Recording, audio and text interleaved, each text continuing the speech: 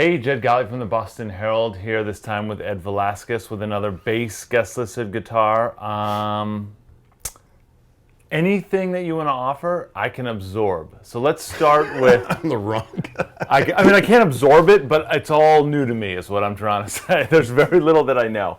Tell me a little bit about just sort of your basic approach to bass, why you started playing it, and sort of your style.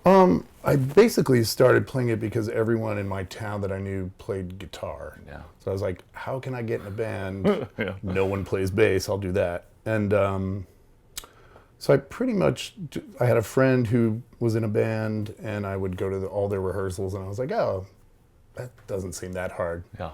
And then I was like, wow, I'm completely wrong. Right. And then just started like listening to records and trying to learn as much as I could. Yeah, yeah. Like pretty much like the first two Police records and the first two Joe Jackson records were kind of...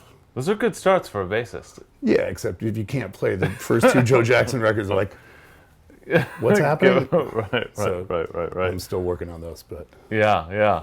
How would you describe your approach? Like, what's your... you do currently and have played in a lot of different bands with kind of different sounds, but it's rock and roll mostly. Just straight rock and roll. For the most part, yeah. I mean, the Jenny D thing was the most sort of outside my realm of experience. A little more James Jamerson kind of thing in that. Yeah. So, like that and kind of Duck Dunn and just kind of... Yeah.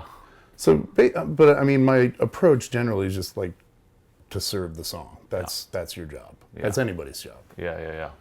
But just do it in a way that's, not just bass. Like something that adds something. Yeah. I just play the root note. Like I can't move around a little bit, and sometimes that sounds pretty good. Yeah. But sometimes it's kind of like the right thing. Yeah. Like what? Like AC/DC, like Right. that guy, Cliff Williams, is amazing. And if he did anything other than what he does, it would be incorrect. Yes, that's right. What's the first jumping off point for being a little more, fluid, a little more interesting, add a little more vibe to the song? Yeah, like something to just kind of move the song along. Like with the Jenny D stuff, it's kind of... It really is about like the bass and drums. Yeah. And it's about the vocal and trying to stay out of the way of the vocal, but still add some sort of motion to it. Yeah. Yeah, and like with anybody, I just try and like make it what I think it should be, and then they generally tell me differently. And then I dial it back. Right. Argue with the songwriter. Play a little bit of a Jenny D bass line that you feel like kind of has that Duck Dunn soul sort of thing. The song Big Ol' Heart, which, it's a total Duck Dunn ripoff. Yeah. Great person to rip off. Yeah.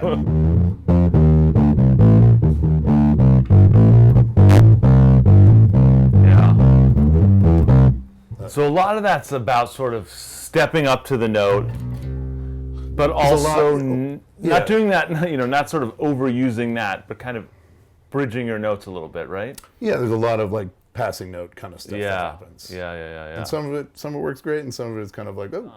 Like what was the first stuff that you were learning on bass that was not those complicated Joe Jackson records? Like, was there stuff? Like AC/DC stuff. And straight just, rock. Yeah, because for that kind of stuff, if you did anything slightly, melodic or whatever, it just doesn't really work. But like he would play completely straight and dumb, but then play cool notes over the chords. Mm-hmm. You know what I mean? So it's like instead of A, he would play C sharp, and like when you're just learning bass, you're like, that sounds wrong. And then it's like, oh, that's the greatest thing ever. Yeah. The instrument you choose, that sort of helps shape your voice. Yeah, when I bought this, it looked like this. Yeah. And this guy I knew had a bunch of Fender paint and painted it for me for pretty cheap. And this is not a relic job. This was not buried in the sand in Arizona. This is self-reliced. Yeah. But yeah, I mostly stuck with a jazz bass just because the neck is small and Okay. super thin, and I have kind of small hands, so it was just easier for me to get around. And anytime I play a P bass, I feel like I'm playing Yeah. that coffee table. Yeah. Play me like a bass line that you feel like, I don't know, sort of is quintessentially sort of describes what you dig about bass. There's a song by the Gravel Pit called Favorite that, it's like a 4-chord thing where the guitar is just pretty much like.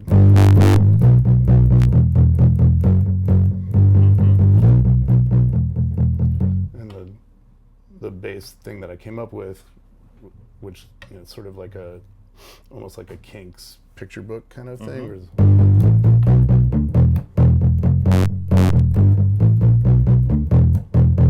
Yeah, I like that. Another thing that might be like what I always feel like is kind of a classic thing is like Walking on the Moon by the Police, which is like the simplest, coolest thing, which is like.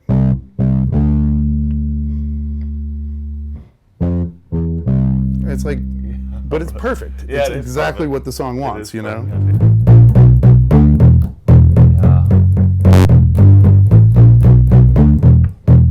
I like that.